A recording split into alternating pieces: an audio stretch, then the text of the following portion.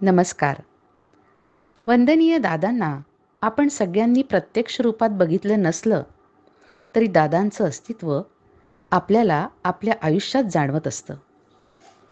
प्रत्यक्षपणे आपल्याला हळूवार जो आनंद देत असतो, तो वारा आपल्याला दिसत नसला तरी त्या वाऱ्याची झुळूक आपल्याला जाणवते. तसंच दादांचं अस्तित्व आपल्या सगळ्यांच्या आयुष्यात आहे. आपण सर्वांनी आपल्या अनुभवातले दादा जाणले आहेत किंवा आपण पुस्तकांमधून जे वाचले आहेत तेवढेच दादा आपल्या सर्वांना माहिती आहेत.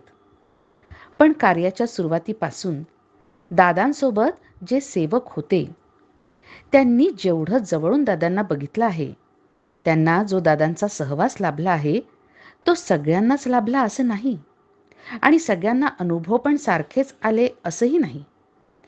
दादांचे विविध पैलू आपल्याला या सर्वांशी आपण जेव्हा प्रत्यक्षात भेटू तेव्हा कळतात.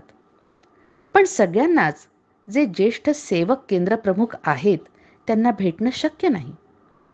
तेव्हा ज्या गोष्टी आपण पुस्तकात नाही वाचल्या, पण ज्या गोष्टी या सगळ्यांच्या हृदयात कायमच्या कोरल्या गेलेल्या आहेत, असे अमृतानुभव आपल्याला माहीत नसलेले दादा, दादांच्या आठवणी या सर्व भक्त भाविकांपर्यंत पोहोचाव्यात या दृष्टीनं गुरुसंवाद ही मालिका आम्ही आपणासमोर प्रस्तुत करीत आहोत.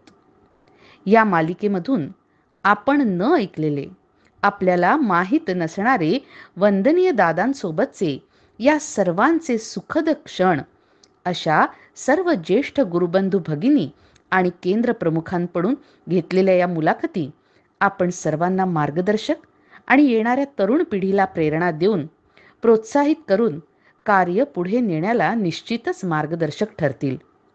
या सर्व मुलाखती या चॅनलवर आपणास बघायला मिळणार आहेत.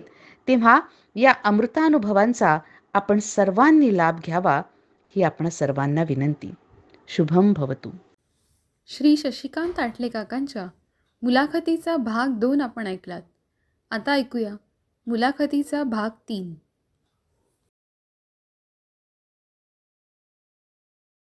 नंतर अजून एक म्हणजे आता टेलिफोनद्वारे किंवा मोबाईलद्वारे आपण कोणी आपल्याला काही प्रश्न विचारतो तसं केलंय दादांनी. कारण का तुमचं कर्म 150 ते 150 मैलापर्यंत असतं. म्हणून तुम्हाला दादांनी एक अनुभव सांगितला बघा. आता तुम्ही आता साताराहून निघाल्यावर 150 किलोमीटर गेल्यावर तर रिलॅक्स होता बघा, आणि परत ते झालं बा आता उद्यापासून नोकरीला जायचं, आपलं अमृत झालं, हे चालू होतं. तर हे लिमिटेशन आलं तुम्हाला. आता मला जर अमेरिकेतल्या माणसाला निराकरण सांगायचं असेल तर ह्या मी लिमिटेशन कर्मवाला जर असेल तर ते निराकरण तिकडे जाणार नाही. आणि तो अनुभव मी घेतला आहे चिकागोला. ती कोण असते चिकागोला ती विद्या म्हणून याची माईच्या बहिणीची मुलगी म्हणजे निलेश कोरडेंच्यापैकी. तिने मला ह्याच्यामध्ये अनुभव घेतला आहे. मी कोविडमध्ये लोकांना काही केंद्र बंद होती, काय करायचं ते म्हणजे त्या सिच्युएशनप्रमाणे काम करायचं आहे. तर तुम्हाला सांगतो प्रत्येकाला फोन आला ना त्याला निराकरण सांगितलं त्यांचं सगळं लगेच 4 दिवसात फोन यायचा. बरं वाटते आता. म्हणजे आपल्याला त्या 150 मैलाच्या कर्माच्यातून बाहेर तुम्हाला मी काढलं आहे झाडाने हे पटतं. चिकागो इथून 14,000 किलोमीटर आहे. हे सगळं म्हणजे मलासुद्धा आश्चर्य वाटायचं. कित्येक जणांचे फोन यायचे, तुमचं गुरुप्रसाद आणि याचे निवेदन यूट्यूबवर बघितलं, आत्मनिवेदन आणि हे त्याच्यामध्ये तुम्ही साधना करून थंड बसावून सांगितलं. आमचं घर होत नव्हतं, ते घर झालं म्हणाले. त्यांचं नावसुद्धा सांगतो, ते लोखंडे.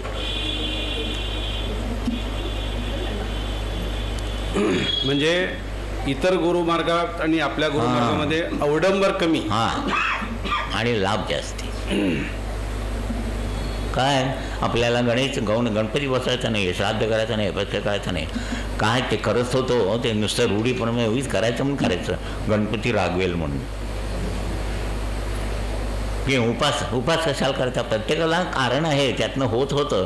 पण तो ते नुसतं करत राहायचं. संकष्टी करायची तर गणपतीकडे लक्षात नाही. रात्री मोदक कधी खायला मिळतील?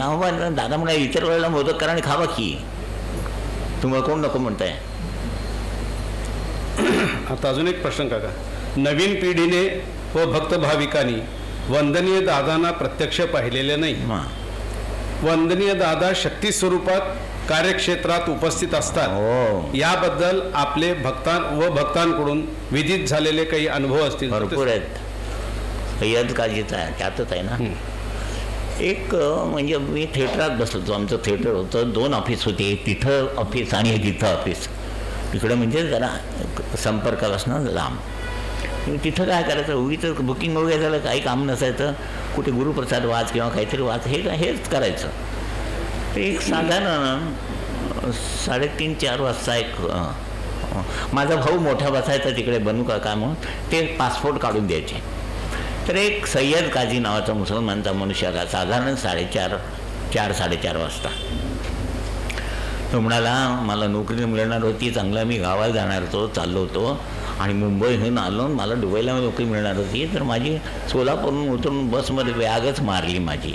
त्याच्यामध्ये पासपोर्ट गेला, ते ऑर्डर गेली, काय करावं मला काय समजत नाही. आणि लाईफच हे झालं की त्यांनी बसून सगळं सांगितलं, मला नवीन पासपोर्ट काढून देता का तुम्ही, म्हणजे माझं काम होईल म्हणाले. तो म्हणाला, नवीन पासपोर्ट काढायला 3 महिने तर कमीत कमी लागतील आणि तुझे तर 2 महिने टाईम आहे फक्त. मग काय करायचं. तर आमच्या भावाचं एक हे होतं. तो म्हणला, तुझा देवावर विश्वास आहे का. तेव्हा हाय म्हणाला. आता हाय म्हणणारच, फाटली होती, मग ते शिवणार कोण दुसरं, म्हणून आला हा माझ्याकडे. इथं आल्यानंतर मला सगळं सांगितलं, असं करा. म्हटलं चला, हे अनुभव घ्यायला आपल्याला एक चांगला आहे म्हणून लगेच काय केलं मी. 5 वाजले होते. म्हणजे मला काय सांगायचं आहे तुम्हाला, आता मी आंघोळ करतो, धोतर नेसून बसतो, उद्या सगळे विडायला लावले, औपचार नाही.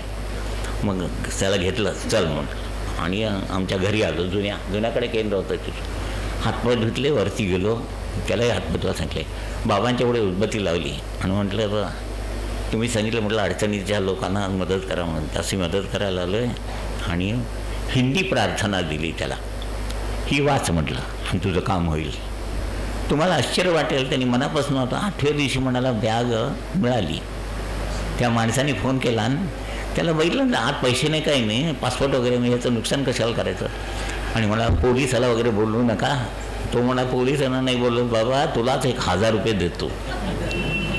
बॅग आणून दिली. बॅग आणल्याबरोबर संध्याकाळी जवळजवळ एवढे लाडू घेऊन आला. शशी मालक कुठे आहेत, शशी मालक कुठे आहेत. हां, मी इथंच आहे. म्हटलं काय झालं माझं काम. म्हटलं त्यातला 1 लाडू ठेवा आणि तू घरी घेऊन जा. आणि गेला तो. पुढे 3 वर्षांनी आल्यावर परत भेटून गेला. आता इथं वेळ, आरतीची वेळ, अमुकाची वेळ, कामकाजाची वेळ, असं काही बघितलं नाही. पण काम झालं आणि त्याचं नावसुद्धा सांगतो मी. आणि हे आमच्या घरच्या लोकांनी सगळ्यांनी बघितलं. संदीप ऐक. नंतर ते कुसमाकर म्हणजे कल्लादगीचे देशपांडे, तुम्हाला कुसमाकर देशपांडे माहीत आहे. त्यांच्याकडे काय व्हायचं, त्या बाधा इतक्या डेंजर. त्यांच्याकडे डाळिंबाची बाग होती आणि सुंदर डाळिंब, तिथलं 1 नंबर डाळिंब. तर ते असं रात्री बघितलं ना, झाडं सगळी भरली होती. आता एवढी डाळिंब विकल्यावर एक 10,000 रुपये येतील म्हणून, असं म्हणून आज जाऊन झोपलं की सकाळी सगळी डाळिंब खाली पडलेली. मग आल्यानंतर त्यांना काहीतरी निराकरण सांगितलं, आम्ही झालं. आणि नंतर दुसरं काय, त्यांच्या तिथली एक बाधा होती. ते त्यांना विजापूरला कामकाजाला आम्ही बोलवलं आणि त्यांची परिस्थिती नव्हती म्हणून मी थिएटरात उतरवलं त्यांना. तर रात्री ते झोपले वगैरे. सकाळी आला तो मनुष्य आणि त्याची बायको आली. चांगलं व्यवस्थित बोलले, सगळं झालं, तामण दिलं, काय केलं आणि परत गेला. ती परत चालू झाला त्रास. म्हणजे म्हटलं आपलं काय चुकलं काय. म्हणून दादानं फोन केला. दादा म्हटलं असं झालं होतं. तर दादाने काय सांगितलं माहिती आहे, ज्या बाधा पृथ्वी आणि आपतत्वात असतात तेवढ्याच तामनात येतात. तीच वायू आकाशात ज्या असतात त्या प्रसाद उतरवायचा असा बोल. मग कारण का त्याचा फोन आला, परत त्रास व्हायला लागला म्हणून मग परत त्याला बोललो होतं. पहिल्या खेपेला काय झालं होतं माहिती काय, तो आला तर ते भूत ते स्टेशनवर झाड होतं तिथंच बसलं होतं. म्हणजे मी आलोच नाही. मग दादाने सांगितल्यासारखा प्रसाद उतरवला. प्रसाद उतरल्यावरती सगळं मला येणं भाग आहे, माझी चूक झाली सांगून गेला. मग तेव्हाही बरोबर झाली सगळं. तेव्हा दादाने सांगितलं की ह्या 2 पृथ्वी आपतत्वातल्या बाधा असतात त्या तेवढ्याच तामनात जातात आणि तेच वय कशात असल्या तर त्याला गोल प्रसाद उतरवायचा. आणि कर्मपरतोय बाधा म्हणजे काही नाही, सारखं ताप येतोय, त्रास होतोय, कर्मपरतोय, त्याला प्रसाद असा उतरवायचा नुसता. हे त्यावेळेला समजलं. नंतर निर्मलाताई रानडेंचा एक हां, निर्मलाताई रानडे म्हणून इथं बाई होत्या, नऊवारी पातळ नेसायच्या, अगदी भाविक नवरा पण होता. त्या नेहमी देवीसमोर त्यांची कुलदस्वामिनी म्हणजे अंबेजोगाई, तिला म्हणायचे जीवनात काहीतरी त्या करंजाच्या ना त्या. हा इथं आहे की आपला नाही, त्या कारंजपुरीच्या ना त्या. कारंजाच्या मूळच्या. कारंज म्हणजे आपलं नरसिंहशास्त्री कारंजपुरी द्विजोदरी जन्म घेतला तिथल्या त्या. तर त्या देवीचं माझं काहीतरी सार्थक कर देवी असं म्हणायच्या. तर त्या देवीने एक दिवस स्वप्नात येऊन सांगितलं तिला की सार्थक करणं माझं काम नाही, देव कर्मात हात घालत नाही, गुरु कर्मात हात घालतात. देव लांबनं आशीर्वाद देतो आणि तुमचा तुम्ही वापरा, म्हणजे हे साबण घे आणि तुझे तू कपडे धू, ते आपल्याला जमत नाही. मग असं करता करता स्वप्नात त्याने सांगितलं गुरु केल्याशिवाय तुला हे काय सार्थक वगैरे होणार नाही. आता गुरु कुठे शोधायचा म्हणून ते म्हणाले कारंज्याला जाऊ आपण. कारंज्याला त्यांचं माहेर होतं आणि कारंज्याला नरसिंहचं देऊळ आहे, बघितलं असेल तुम्ही, आणि मागेच घर आहे म्हणजे जिथे जन्म झाला. तिथे त्यांनी स्वप्नात येऊन सांगितलं की माझ्या इच्छेने विजापुरातच कार्य चालतं, तिथं तू जा. आणि असा असं बोळ दाखवला आणि असा जिना दाखवला जुना केंद्राचा. त्या विजयपूरला आल्या, म्हणाल्या कौजलगिरीमध्ये तिथं बसवेश्वर रोडला असं कुणाचं घर आहे. तर पाटणकर म्हणून आहे, त्यांच्या घरी काहीतरी देवाचं करत होते, त्यांच्याकडे गेल्या त्या गेल्या. म्हणाल्या हे घर नाही, म्हणाले असा दरवाजा दाखवला आहे आणि पूर्वीच्या आमच्या घरामध्ये असं दरवाज्यातनं समोर बोळ आणि उजव्या बाजूला चढून जाऊन केंद्र होतं आपलं. मग ते पाटणकर म्हणाले आमच्याकडे नाही, दत्ताचं आणखीन सेवा ते आठलेंच्या घरी चालती. मग त्या पुढे आल्या, तशा दाखवलं त्यांनी. हां, हेच घर म्हणाले. वरती आल्या आणखीन म्हणजे अगदी नवरे पात्र नसेल, जुन्या पद्धतीच्या बाई. म्हटलं एवढं आणि सौभाग्यवती म्हणून आल्यात, म्हणून दूध घ्या म्हटलं थोडं. नाही मी बाहेरचं काही घेत नाही म्हणाले. म्हटलं असं करू नका, इथं हे गुरूंच्या तिथं आलं तर आणि तुम्हाला त्यांनी पाठवलं. म्हटलं मग दूध घेतले नाही. मग त्यांना मी गुरुप्रसाद पुस्तक दिलं, ते वाचले मी, त्यांनी हे समज झालं. म्हणजे त्या नरसिंह सरस्वतीने त्याला कारण काय आहे तर पहिलं केंद्र स्थापन करताना दादा जेव्हा आले होते तेव्हा मी, दादा, दीपक आणि आमची शोभा विडा सुपारी घेऊन नरसोबाच्या देवळात गेलो. दादांनी तिथं प्रार्थना केली की तुमच्या इच्छेने इथं ह्यांच्या घरी कार्य स्थापन करतोय, ते तुम्ही सांभाळा. आणि त्याप्रमाणे सांभाळलं त्यांनी. त्याच्यानंतर ह्यांच्याकडे जेव्हा इथं केंद्र करायची वेळ आली तेव्हा मी तेच केलं. मी संदीप आणि संजय आणखीन कोणतरी 5 जण आम्ही विडा सुपारी घेऊन गेलो आणि मी सहज म्हटलं बघा तो पूजा करत होता, तिकडे फुलं घालत होता. मी म्हटलं दादांनी तुमची परवानगी घेऊन आमच्याकडे स्थापन केलं, मी जे हे करतो हे बरोबर असेल तर तो पुजारी की नाही त्याने आता उठून येऊन मला फुलं द्यावी. तुम्हाला सांगतो 1 सेकंद म्हणून झाला असेल. त्यांनी असं मागे वळून भेटलं, हे सगळे होते, उठला आणि आला आणि आम्हाला 5 जणांना फुलं दिली. तुमच्यावर आणि कोण कोण आले असं विचारून त्यांच्याच हातात दिली. तेव्हा डोळ्यात पाणी आलं, रडायला लागलो मी. हे नाही विचार का रडता म्हणून. जे विचार यायचा क्षण आता देव आहे का नाही बघा तुम्ही. आणि केंद्र झालं, त्यांना बोलून मी त्यांची पूजा केली, म्हणजे पहिल्यापेक्षा सुंदर झालं केंद्र. आणि 5 वर्ष झाली शिफ्ट होऊन. बाबांच्याकडे पण तुम्ही त्यावेळेला प्रार्थना केली? हो, बाबांच्या आधी प्रार्थना केली ललिता पंचमीला. बाबा म्हटलं ते घर म्हणजे कसं बोळात आणि कॉमन प्रॉपर्टी आहे, त्यामुळे कोणी त्याच्याबद्दल मी काय म्हणत नाही. असं एकाला पटतं एकाला पटत नाही. विकल्यावर पैसे आल्यावर 4 जण घ्यायचं म्हणून. मग ते असं होण्यापेक्षा, बंद पडण्यापेक्षा विश्वास कसंही बांधणार होता घर, तिथे म्हटलं आम्ही बांधू का, तसं संकेत द्या. असं आम्ही ललिता पंचमीला बोललो, प्रार्थना केलं आणि शिर्डीहून प्रसाद आला त्या दिवशी. तो ठेवला आहे मी अजून. म्हणजे असे संकेत मिळाले आणि तसं करत गेलो म्हणून हे सगळं व्यवस्थित एवढं झालं. म्हणजे ते झटपट स्वप्न पडल्यासारखं झालं, शक्यच न म्हणून. ते पाईप रिपेअर करणारा मौला होता की? हां, मौला सर म्हणून आमच्याकडे थिएटर असल्यामुळे पाईप फिटर, इंजिन रिपेअर करणारे हे ते सगळे असे असायचे. तर त्याची मेवणी ॲडमिट केली होती दवाखान्यात आणि डॉक्टर म्हणतात ते सिझरिंग करायला पाहिजे. आता तो पैशाच्या दृष्टीने पण कमीच होता आणि त्यावेळेला अशी मोबाईलची सोय नव्हती आणि त्याच्यावर फॉर्मवर सही करून द्यायला लागतं. ते कान लिहितात, काय दगावलं तर आमची जबाबदारी नाही म्हणून तो घाबरला. तो म्हणा फोन करावा तर तो मेवणा खेडेगावात, त्याचं तिथं काम होतं म्हणून तो येऊ शकत नव्हता. तर काय करावं म्हणून मला आला आणि बाबांच्या पुढे हात फोडून म्हणाला असं असं झालं, काय करू. मी ह्या गोष्टी कशा घेतल्या माहिती काय, दादा सांगतात ना आपण अनुभव घेऊया. मी लगेच काय म्हटलं काय काळजी करू नकोस. मी घरी गेलो, हातपाय धुतले, उदीची पुडी आणली आणि म्हणाले आणि सांगितलं त्याला ही उदीची पुडी घेऊन जा, एक भांडं घेऊन जा, त्याच्यात पाणी घाल आणि तिला पाजव आणि तू जा. त्यावेळेला जयश्री डॉक्टरचा राजाजानी पिक्चर लागला होता, म्हणजे आम्हाला आठवत आहे. गेला त्याप्रमाणे. तुम्हाला आश्चर्य वाटेल, डॉक्टरनी सांगितलं होतं 1 तासात मला काय ते कळव. त्याच्या आधीच हा गेला आणि स्ट्रेचरवर तिला ठेवली होती. हा हो म्हणून सही केलं की आत घेऊन जायचे. त्या स्ट्रेचरवर पाणी पडलं, तिथंच वांतीन झाली. आला आणि रडत बसून त्या बाबांच्या पुढे असं हात करून पैसे वाचले आणि रिस्क वाचली. हा अनुभव आहे. नंतर एक सुतारवाला होता, त्याला जी बाधा झाली होती एक ह्याच्यावर तो कुठल्या तरी मुसलमान देशातूनच आला होता, भानू काकांचा मित्र होता.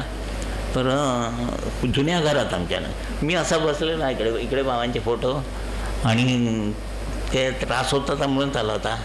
झालं बा सगळे बसलेला असं खरवडायला लागला, फरशी खरवडत होता, खरवडायला लागला. ते बसलेले हळू उठून या दरवाजाने सगळे बाहेर गेले, मी आणि तो एकच. काय करायचं, बाबांनी प्रार्थना केली, म्हटलं तुम्हीच करायला सांगितलं आता निस्तारा. मग उडी लावली, मला काय सुचलं ते केलं. 10 मिनिटांनी शांत झाला. मग ही अशी आता बघा मला सोडून सगळे गेले. ते प्रकाश अंबारेचा एक अनुभव. हां, प्रकाश अंबारे. मी सकाळी फिरायला जायचो, त्यावेळेला फिरायला जात होतो. तर असं पोलीस स्टेशन, आपलं पोलीस स्टेशन बघितलंय की गांधी चौक पोलीस स्टेशन. तिथून एक असा जिवंत मुडदाच म्हणजे कसा चालतोय की कशाला. म्हटलं इकडे रे काय झालं तुला. तर मला काय झालं ते समजत नाही. म्हणून मग आई वडील कंटाळून गेले, तर मेलं तर बरं होईल हेच शब्द. मग तिथून आमचं जुनं केंद्र दिसत होतं, म्हैसूर रेस्टॉरंट आहे तिथून. मग त्याला सांगितलं तुझ्याकडे कोण आईबाप असतील त्यांना घेऊन ये का गुरुवारी तिथं ये, तिथं काय होतं बघूया म्हणून. त्याप्रमाणे आला बा तो आला, त्याला निराकरण सांगितलं. तर त्यांच्या घरी नाद म्हणून गाव, तुम्ही आणि आपी गेलो. आम्ही आणि आपी नंतर गेलो. आधी त्याला काय केलं ते निराकरण सांगितलं. ते म्हणून आमच्या घरात पद्धत आहे गणपती बसवायचा, तो पुढच्या वर्षी विसर्जन करायचा म्हणजे दुसरा बसवायचा. आणि मला वर्षभर पूजा कोण करणार ते काय माहीत नाही. आणि कोण मारतील त्यांना शेतात नेऊन पुरायचं. मग घरी गेलो म्हटलं आम्ही, तर आम्हालाही अनुभव पाहिजे होते ना. घरी गेलो तर तुम्हाला सांगतो एवढं भकास घर, बापरे. ते म्हटलं सांगितलेलं ऐकणार असेल तर मी येतो, नाही ऐकतो म्हणाला. ते म्हटलं पहिला गणपती विसर्जन करायचा आणि नंतर मग तुमच्या शेतात आणि घरात अक्षता टाकायच्या. अक्षता तुम्हाला सांगतो शेतात अक्षता टाकायला वेळेस अंगावर अक्षता काटाय. कुठे आहे तो आपे, बोला इकडे. ठीक आहे सांगा. असं म्हणजे भयानक हे वाटायला. कुठे रे इथं बस म्हणून रे.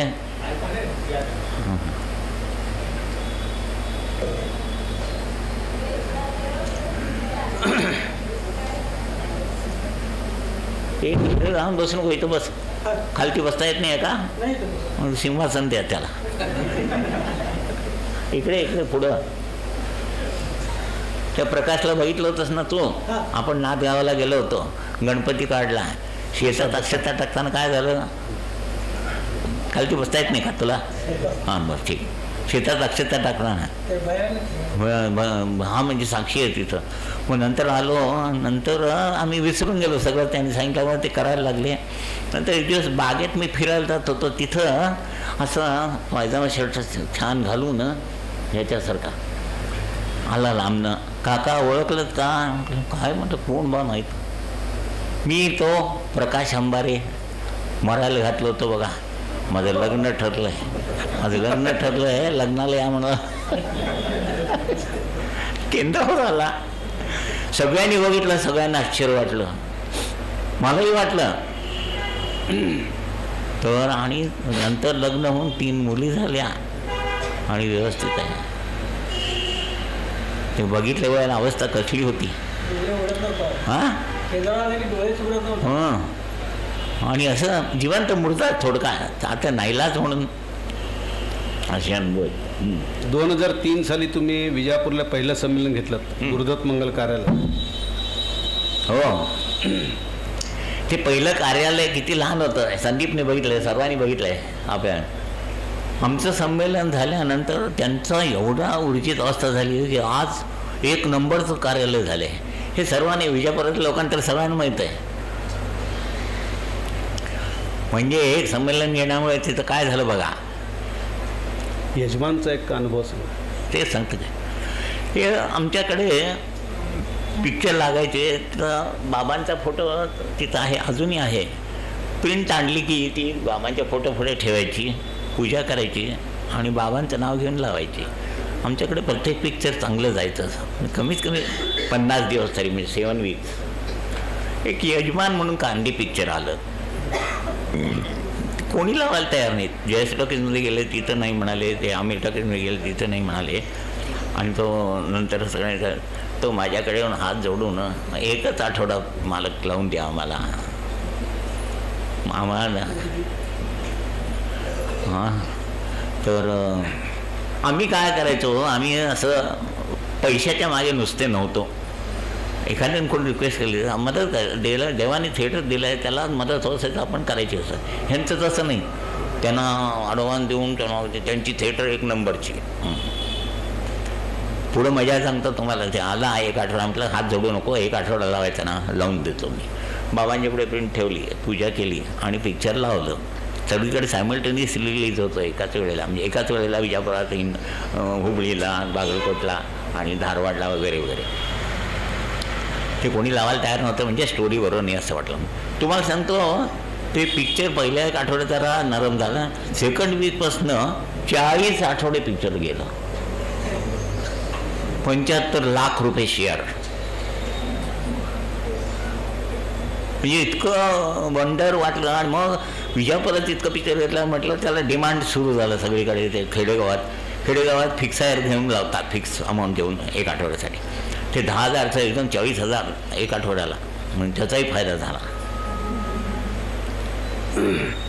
चोरगीचं एक तुम्ही उदाहरण सांगितलं होतं का? चोरगीला फुलं आणून द्यायचा, तर तो काहीतरी प्रॉब्लेम सांगितले, असं झालं तसं झालं. मग मी आणि आप्पी, त्यावेळेला आप्पीची ओळख झाली ती. तो आप्पी आला, मी घेऊन द्यायचो. मग आप्पीची ओळख तरी कशी झाली, तर इथं काय चालतं आहे रोज म्हणाला. म्हटलं भजन चालतं आहे. नाही चालत. आम्ही आलं तर चालतंय काय म्हणाले. म्हणजे सगळे आले तर चालतात.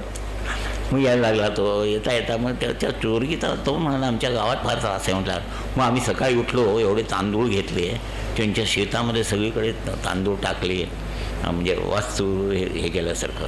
आणि मग नंतर त्यांचं सगळं भयंकर फ्लरिशिंग व्हायला लागलं. तो फुला हो पाणी प्यालो, खायला सकाळपर्यंत संध्याकाळपर्यंत सगळ्यांच्याकडे हेच खायला नाही, काय नाही, पाणी प्यालो. नंतर त्यांची एवढी भरभराट झाली की फुलं विकायला आला की पहिली एवढी बाबांच्याकडे आणून द्यायचा असं. काका मध्यंतरी तुम्ही लंडनला गेला तर हां, तर तेव्हा तिथे एक अनुभव आला तुम्हाला? हां, त्याच्या आधी सांगतो. आमचा भाऊ पासपोर्ट काढायचा, बनू काका सर्वांचे. तर मला म्हणाला एक दिवस, अरे तुझा आणि हिचा पासपोर्ट काढून ठेवूया. म्हटलं आम्ही म्हटलं कुठं जाणार आहे बाबा, उगीच कशाला पासपोर्ट काढून. हे नाही असू दे म्हणाला, काय नाही गेला तर नाही असू दे, पण बघा कसं तेव्हा काढला तो. बरोबर, तुझी इच्छा आहे ना काढ म्हटलं. आमच्या दोघांचा पासपोर्ट काढला. नंतर म्हटलं आम्ही कुठले लंडनला जाणार, काय करणार. निलेशकडे मग सेमिनार झाल्यावर म्हटलं निलेश सारखं लंडनला जातोस, आम्हाला एकदा लंडन दाखव की रे. दाखवतो की म्हणाला. आधी काकू जाऊन आली ना?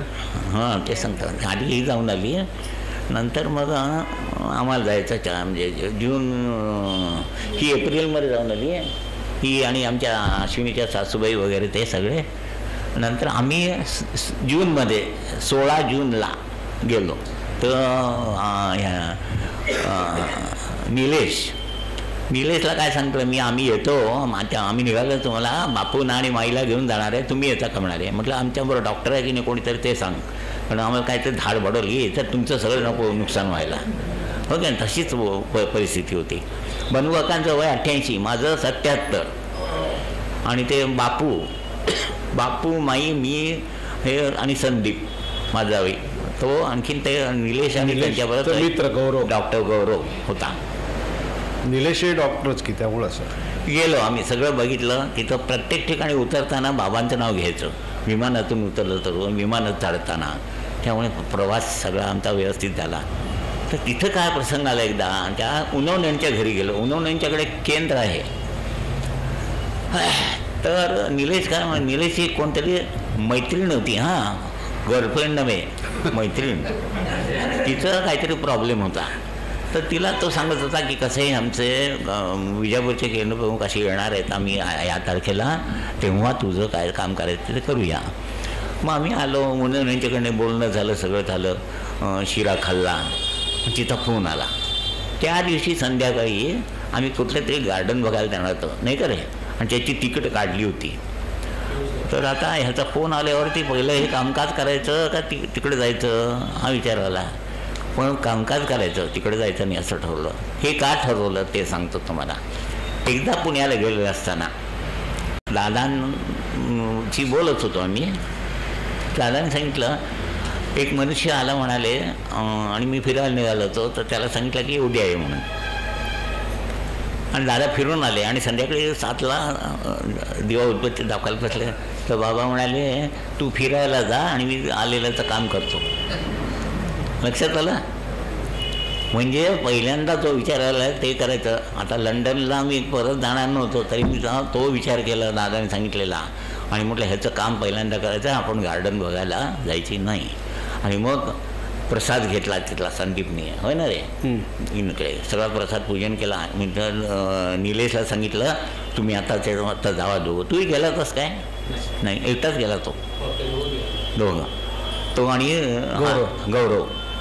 म्हटलं 2 तास प्रसाद ठेव, बाबानं प्रार्थना कर, एमर्जन्सी आहे आणि काम व्हायला पाहिजे म्हणून. तो फोड, नारळ बाहेर फेकून दे, हातपाय धुवून येऊन प्रार्थना म्हण, आणि अक्षता लगेच टाक.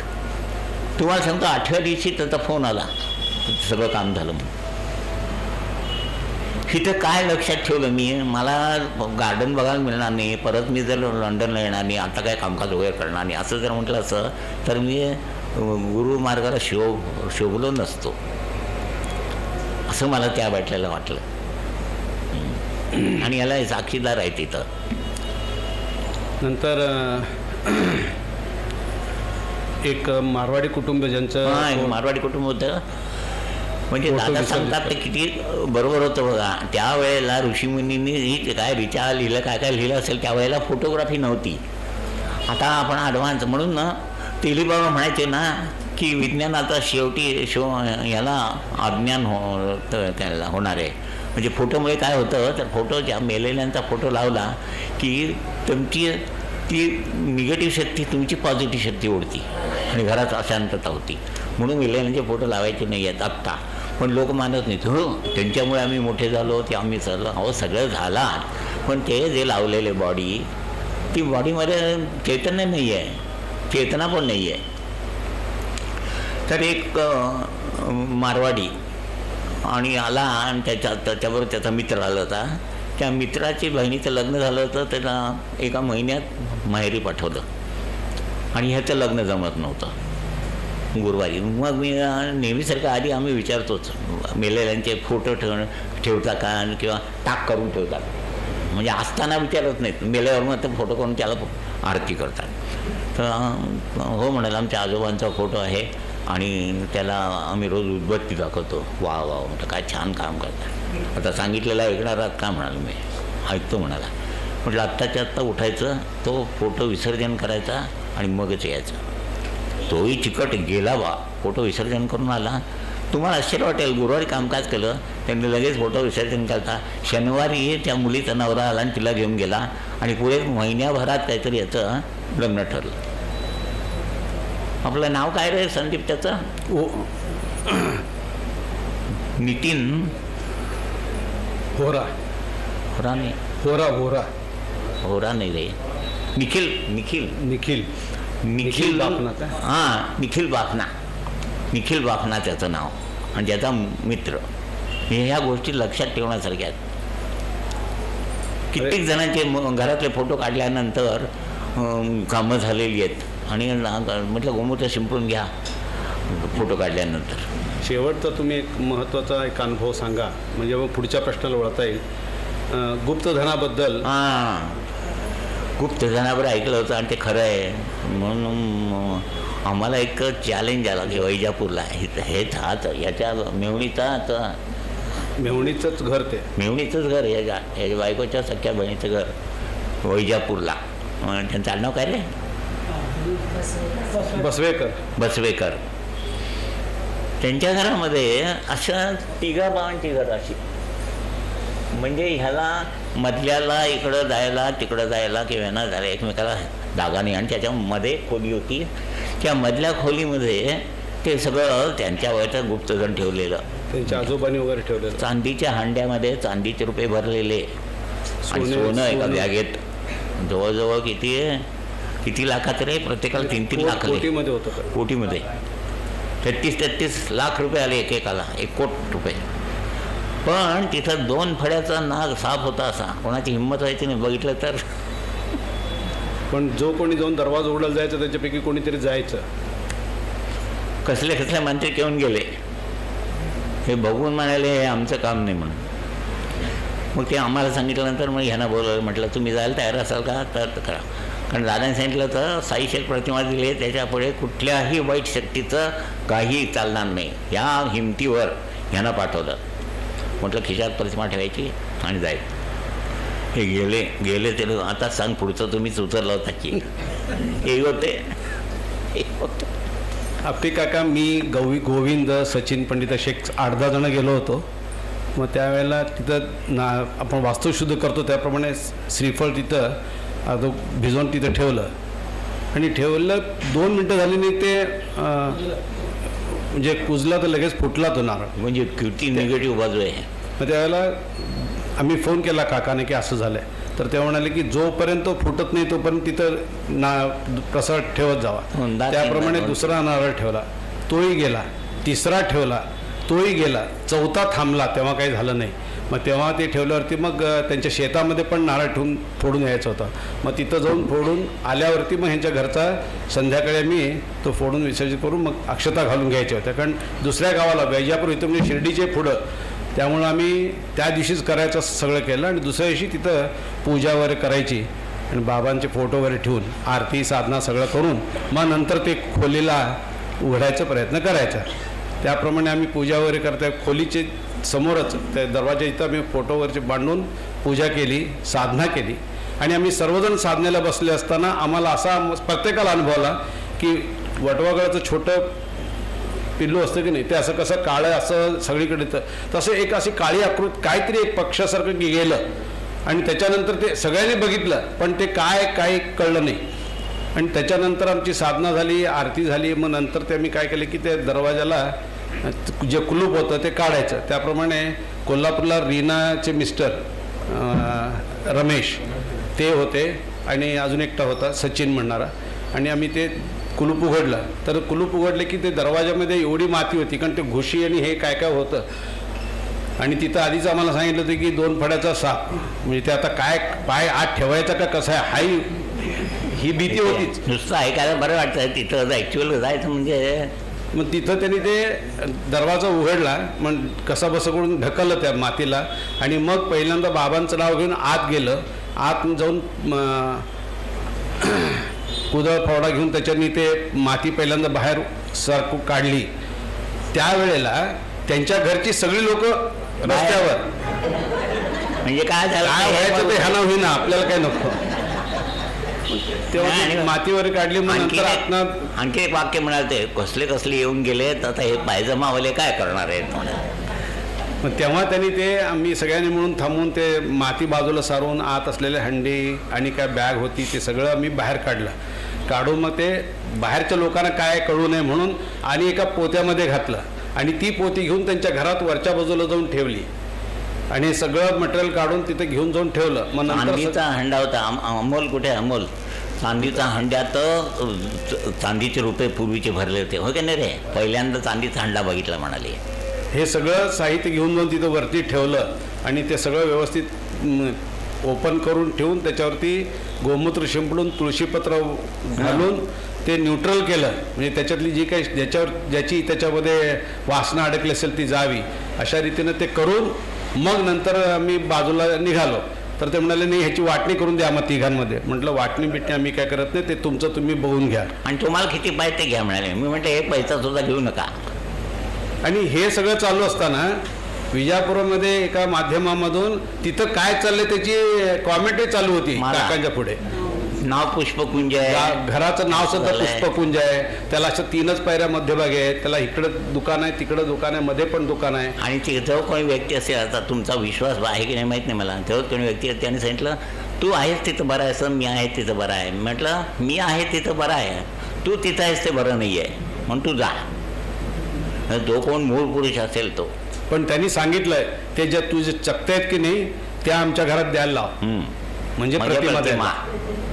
आणि त्या प्रतिमा त्यांच्याकडे दिल्यानंतर सगळं काम झालं. दादांनी जे सांगितलेलं की साई प्रतिमेमध्ये काही चालणार नाही, त्याचा अनुभव अंगावर काटा येणार आहे. गंमत अशी की दुसरे यायचे 12x100 असे 3 भाग केलेले ते घर. त्यामध्ये 12 फुटामधून एकट्याला 15 फुटापर्यंतचा लाभ होत होता. मध्ये ती खोली असल्यामुळं मागची मोकळी जागा असायची, त्यामुळे ते लाभ नव्हतं. आता सगळ्यांची घरं झाली, सगळी दुकानं व्यवस्थित झाली, सगळं व्यवस्थित चालू आहे. आणि ते आले की येऊन जातात. आपल्या शिर्डीला जेव्हा संमेलन होतं त्यावेळेला ती फॅमिली तिथे येऊन त्यांनी ते सांगितलं होतं असं झालं. दत्तमंगल झालं तेव्हा सुद्धा येऊन सांगितलं त्यांनी, मीच बसवेकर आमच्याकडे झालेलं, आता आम्ही व्यवस्थित आहोत, तिघांची 3 छान घरं झाली आहेत, धंदा पाणी व्यवस्थित आहे. एकेकाला 33 लाख रुपये आले. तसंच ह्याच्या घरचा अनुभव. ह्यांच्या घरी काय होतं, हा आला तेव्हा देवी आहे म्हणून सांगितलं घरात. मग देवी असल्यावरती घर कसं असायला पाहिजे तर त्या देवीला नैवेद्य कसला दाखवायचं माहिती आहे का? कसला? मटणाचा. म्हणजे गाभण मेंढी ती कापायची, त्याचं ते पिल्लू काढायचं आणि त्याचं कालवण बनवून नैवेद्य दाखवायचा. रात्री याला निराकरण सांगितलं, रात्री नंतर पलंग घालायला लागला धाडधड. चायला माझी फाटलीत. मी म्हटलं दादानं म्हटलं तुम्ही करायला सांगितलं आणि आता हे काय करायचं म्हणा. थांबला पलंग. तर ह्यांच्या घरात मग ती कोण होती ती अशी उडी मारून सगळे देव काढून ठेवते, त्याच्यात उडी मारून बसलेली दिसली याला. आणि नंतर तेव्हापासून आज काय परिस्थिती आहे, आज गाडीतून ठेवतं, मला बोलवत नाही. गाडी त्यांच्यासाठीच घेतली आहे. आता पुढचा प्रश्न काका, कार्यकेंद्रावरील सेवक आणि भक्त भाविकांकरता आपण काय संदेश द्या? मी सांगितलं की मनोभावनेने सेवा करायची. बघा तुम्ही जेवढ्या मनोभावनेने सेवा कराल ना तेवढा अनुभव येतो. मी सांगितलं शंकराच्या पिंडीचं उदाहरण मला सांगितलं. कालसुद्धा आरती करताना तुम्ही नोट डाऊन केलं असेल तर म्हटलं आज आलं आहे सगळ्यांची आरती व्यवस्थित होती. म्हटल्याबरोबर तो बाळकोंडीचा प्रसाद दिला आहे ना, नारळ, त्याच्यावरचं फूल पडलं आणि मलाच दिसलं ते. आणि नंतर बाबांच्या इकडचं पडलं. म्हणजे इथं सेवा केलेली कुठलीही असू दे, केर काढण्यापासून, फरशी पुसण्यापासून, आलेल्या भक्तांशी नीट गोड बोलणं ही सुद्धा सेवाच आहे. नंतर काही माहिती विचारलं की पोटावर लिहिलं आहे बघा, दिसतं का नाही, तुम्ही इथं बसू नका, असं करू नका, तसं करू नका, रूल्स अँड रेग्युलेशनच फार. असं नाही करायचं. त्याला आल्यावर दुसऱ्यांदा परत यावं असं वाटलं पाहिजे.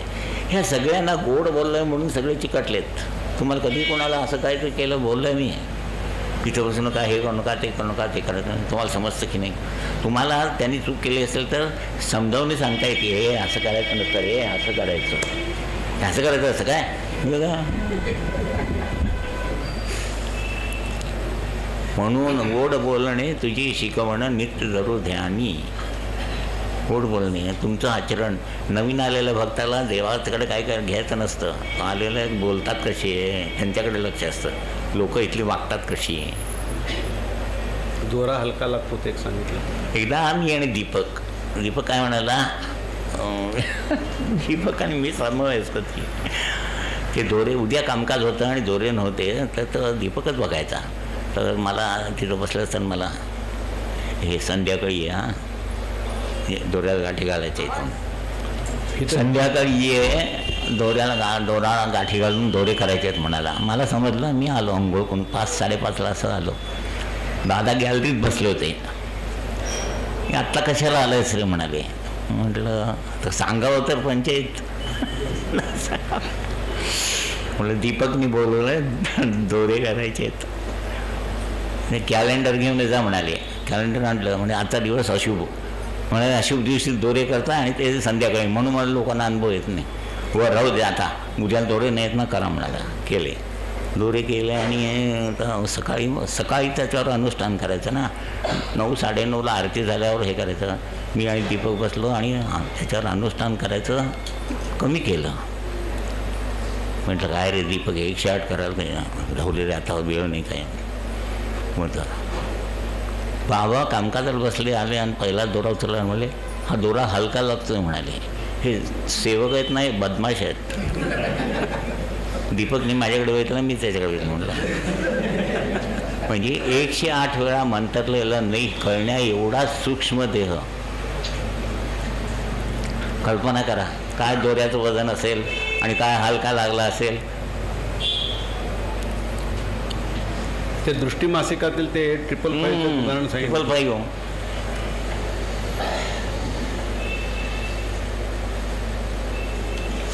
हे बऱ्याच जणांनी वाचलं असेल, पण तू ज्या कोणाला माहिती नाही त्यांच्यासाठी हे सांगायचं आहे.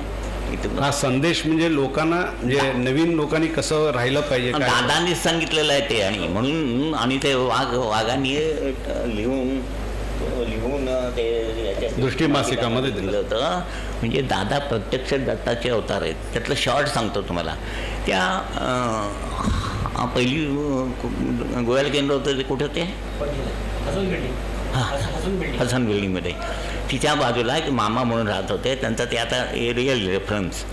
तर त्याला कोणीतरी सांगितलं होतं की होळी रंगपंचमीच्या होळी पौर्णिमेला गिरनारवर दत्तात्रयांची भेट होती, म्हणून हे जात होते दरवर्षी.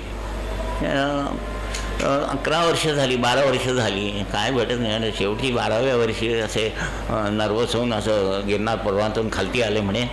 खालती आले ते लोकांना काहीतरी दक्षिणा देऊन द्यायला लागले. तर एका दाढीवाल्याने त्यांना बोलवलं, असा बसला होता आणि दक्षिणा घेतली आणि सांगितलं की तू दत्ताचं दर्शन घ्यायला आलेस ना, तर तुला पुढच्या होळी पौर्णिमेला 12 वर्ष पूर्ण होतात ना, त्यावेळेला तुम्हाला दत्ताचं दर्शन देतील. तर मी त्यांना ओळखायचं कसं म्हटलं. त्यांनी हळू असं फैचं पाकिट काढून दाखवलं आणि ठेवलं बरं. मग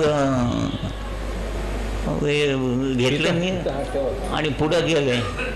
हे काय माईकचं पिढा इलाज नाही. तर ते हे बरं होतं, ते तोंडाजवळ ते सगळ्यांचा आवाज येत होता. तर त्याने पुढे गेले असे आणि म्हणाले एवढा भिकारी असा बसला आणि ह्याच्याकडे फै कुठे आलं. म्हणून मागे वळून बघतात तर कोणच नाही. मग म्हणाले काहीतरी आले.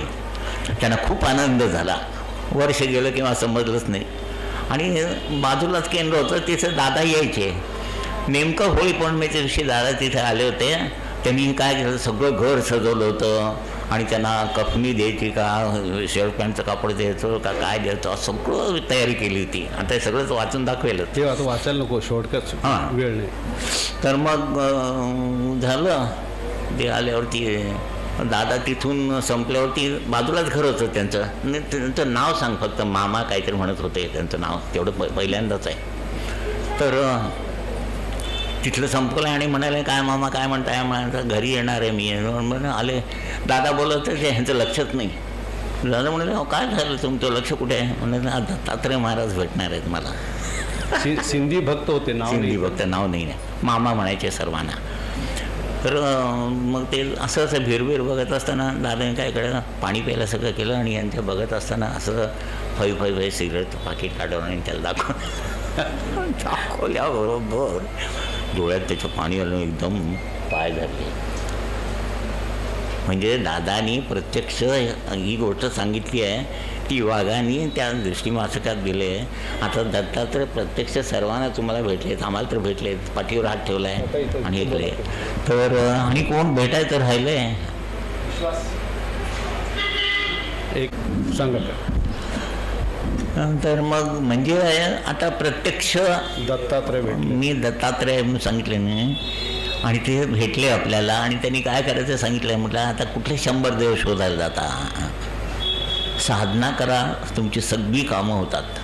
दादानी जे जे काय प्राप्त केलं आहे ते सगळं साधनेत अंतर्भूत केलं आहे. ती मनापासून करायची. आता मनापासून करायची म्हणजे बघा, नुसती साधना मनापासून करायचं नाही आहे. प्रत्येक गोष्ट तुम्ही जी करता ती मनापासून करायची आहे, त्याच्यातून पुण्य निर्माण होतं, काया वाचा आणि मन. म्हणून संतांना आपण सांगतो, अरे लक्षपूर्वक काम कर. सकाळी पण मी तुम्हाला सांगितलं लक्षपूर्वक साधना करा. तो सूर दिला आहे. आपण एका नवीन गावात गेलो तर आपला गाईड असतो, तो पुढे असतो की तुम्ही पुढे असता? गाईड पुढे. हां, गाईडच्या मागे तुम्ही जावा. तुम्ही पुढे गेलात तर गाईड कुठे तर गेला, तुम्ही कुठे तर जाणार. तिकडे लक्ष ठेवलं म्हणजे मन तिकडे गेल्यावरती काया वाचा मन जेव्हा एक झालं तेव्हा पुण्य निर्माण झालं. बाजारात गेल्यावर साखर 1 किलोचं वजन बरोबर बघता ना, मग अर्ध्या तासात साधना केला 100% लाभ झाला पाहिजे ना, आणि मग त्याचा अनुभव आला पाहिजे. तेव्हा उपास तपास श्राद्ध पक्ष गणपती गौर काही ना हे पुढं होणारच नाही आहे. तुमचं माध्यम तुम्ही सक्षम बनवायचं आहे. तुमच्या जीवनाचे शिल्पकार कोण आहेत? आपण हां, जोरात सांगा, ते हळूच सांगायचं आम्ही सांगू. मी एवढंच केलं, दादांच्यावर 100% विश्वास ठेवला आणि साधना चुकवली नाही. तुम्हाला आश्चर्य वाटेल, आमच्या सख्या बहिणीच्या मुलांची लग्न होती तरी मी केंद्र बंद कधी करून गेलो नाही, बायकोला पाठवत होतो. इथं विचार बसलेच साक्षीदार. पहिलं हे जेव्हा अश्विनीचं लग्न होतं तेव्हा आपल्याला किल्ली देऊन त्याला स्वयंपाक करून नैवेद्य दाखवायला सांगितलं होतं. नाही रे, बघितलंच का कधीतरी सुट्टी टाकून आम्ही केंद्रावर गेलो, कुलूप घालून माथे म्हणला गेलेत.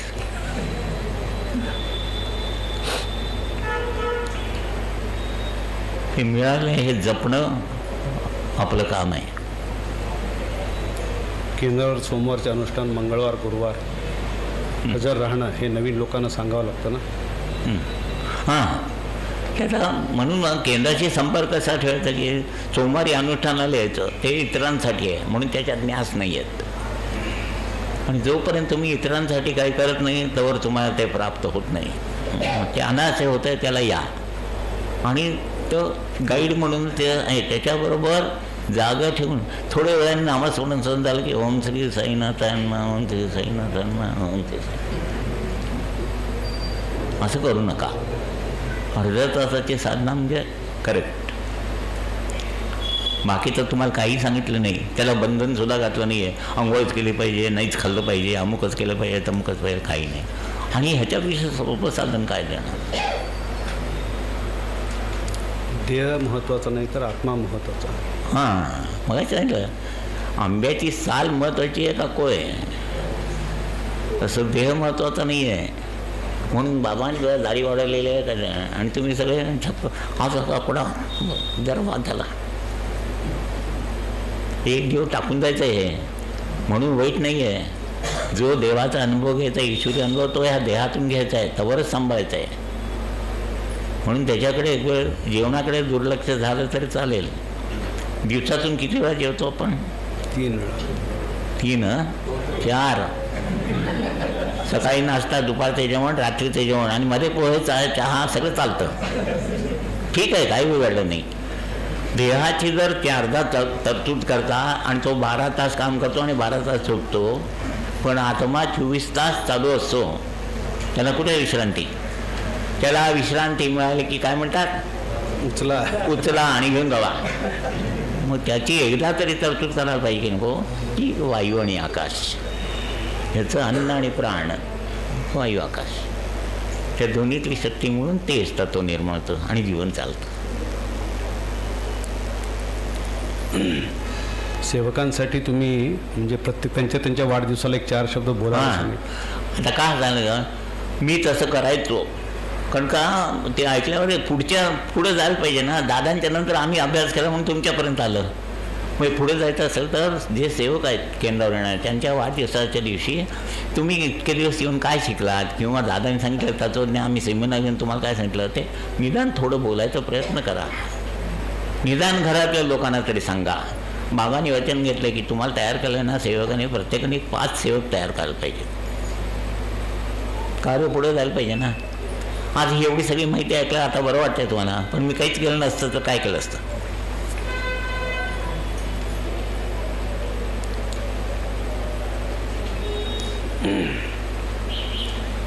नवीन पिढीसाठी आपले मार्गदर्शन काय असेल? नवीन पिढीसाठी तेच सांगितलं. आता धोतर नेसा, अंगोकर यज्ञ करा, याग करा म्हटलं कोणी करणार नाही. त्यांना सांगायचं की बसून एवढी प्रार्थना वाचा आणि साधना करा अर्ध्या तासाची. म्हणजे बंधन कुठलं नाही आहे. आणि ह्याच्यापेक्षा सोपं साधन काय करायचं, कारण का तुमचं भविष्य घडवायला पाहिजे तर काहीतरी कृपा पाहिजेच की. कृपेशिवाय मनुष्य जगत शकत नाही, किंवा तुमचं काय विकास किंवा तुमचं काय ते प्रोग्रेस व्हायचा आहे तो होत नाही.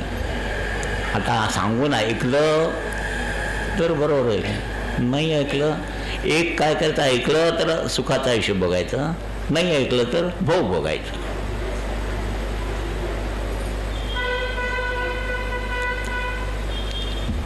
वंदनीय दादांनी ईश्वरी आज्ञेने सिद्ध केलेली ओंकार साधना, आरती साधना, मुलाखत साधना, कामकाज, ज्ञान संवेदना वर्ग इत्यादी साधने या कार्यासाठी पूरक कशी?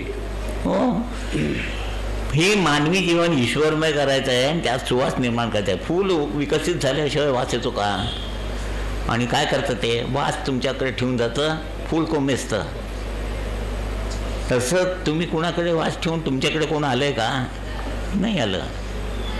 हा मूळ उद्देश आहे जीवन विकसित करणे, आणि हे ह्यातनं सगळ्यातनं होतं. म्हणून तुम्हाला सोपं करून दे. स्तोत्र वाचायला सांगितलं तर आता संस्कृत येत नाही, उच्चार बिघडला तर अर्थ बिघडतो. म्हणून सोप्यात सोपं आंघोळ नाही केलं तर चालेल, किंवा काही नाही केल्यावरती याचा लाभ होऊन तुमचं जीवन विकसित व्हायला पाहिजे. विकसित झाल्यानंतर तुम्ही ज्या कारणासाठी जन्माला आलात त्या कारणाशी ते जोडून दिलं जातं. कोण डॉक्टर व्हायला आला आहे, कोण इंजिनियर, कोण काय का, असं सगळे पाहिजेत ना. सगळेच डॉक्टर झाले तर पेशंट कोणी व्हायचं? सगळेच पेशंट झाले तर डॉक्टर नसेल तर काय करायचं? म्हणजे कुणी काय व्हावं हे जन्माचं कारण प्रत्येकाचं वेगळं आहे. त्या कारणाशी साधना जोडून देते आणि त्याप्रमाणे तुम्ही विकसित होऊन इथं कार्य करता. पूर्वीच्या काळी सुद्धा देवाची जी सेवा करायची त्यात पंचायतन असायचं. पंचायतन ते सूक्ष्म तत्व आणि हे जड तत्व. तुम्ही सेवा करून त्याचं तीर्थ घेतल्यावर ते सूक्ष्म तत्व तुमच्या तत्वाशी जोडलं जातं आणि तुमचं जन्माला येण्याचं कारण उदित होतं. पण आता कोण पूजाच करत नाही, तीर्थच घेत नाही. म्हणून दादाने तुम्हाला अर्ध्याचा साधना करायला सांगितली, तत्व तेच मॉडिफिकेशन केलं. आता शेवटचा प्रश्न काका, सामाजिक ऋणपूर्ततेसाठी वंदनीय दादांनी केलेले मार्गदर्शन कोणते? साध्य मंडळाची स्थापना केली आहे. 80% शिक्षण संस्थेसाठी देतोय आपण. 10% पर्सनल असिस्टंट, म्हणजे एखाद्या बाईचा नवरा गेला तिला मशीन घेऊन देऊन तिच्या मुलांची फिया वगैरे देणं, आणि 10% मेडिकल एड. त्याप्रमाणे 100 रुपयातले 80 रुपये शिक्षणासाठी आणि 10 रुपये पर्सनल असिस्टंट म्हणून, आणि 10,000 रुपये 10% मेडिकल एड हे. आणि शिवाय कार्य स्थापन केली की लोक अडचण घेऊन येतात, त्या लोकांना मार्गाची ओळख होती. कित्येक ठिकाणी सर्वकडे 1000 लोक येतात. ते कार्य चालूच आहे. बहुजन समाजाला त्याचा लाभ, बहुजन समाजाला लाभ व्हावा म्हणून या लोकांमध्ये. धन्यवाद काका. धन्यवाद काय, मी काय सांगितलं तर तुम्ही ऐकून शांतपणे बसलात म्हणून तुमचे धन्यवाद. टाळ्या एवढ्या जोरात वाजल्यात म्हणजे त्यांना कधी उठायचं असं झालं होतं.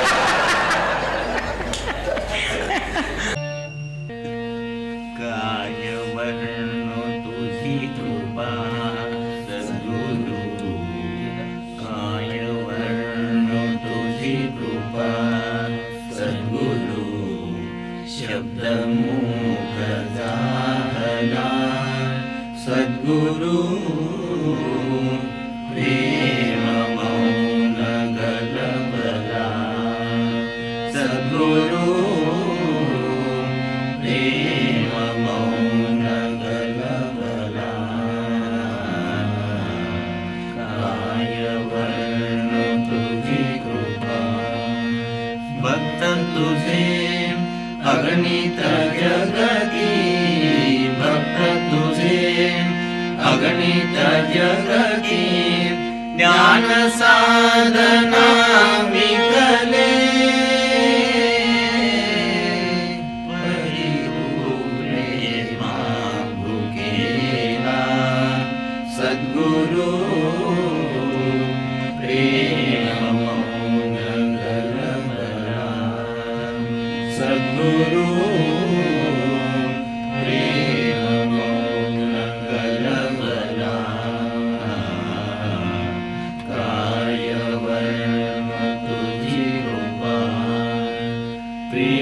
देवनी प्रेम उपजवी, प्रेम देवनी प्रेम उपजवी, भजनी अमृत नाले, मनोनी हृदयी तू बैसला, सद्गुरु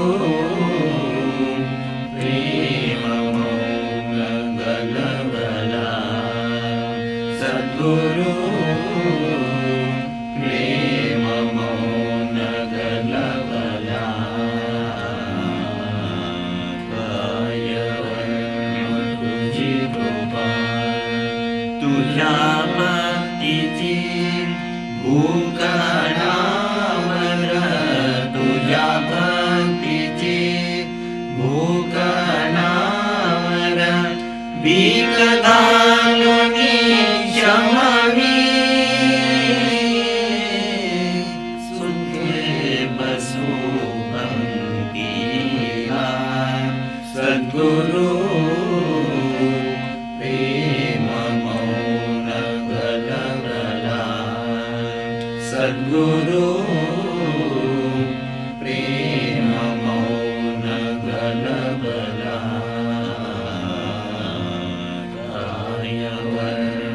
तुझी कृपा, तुझ विने मजला मजविने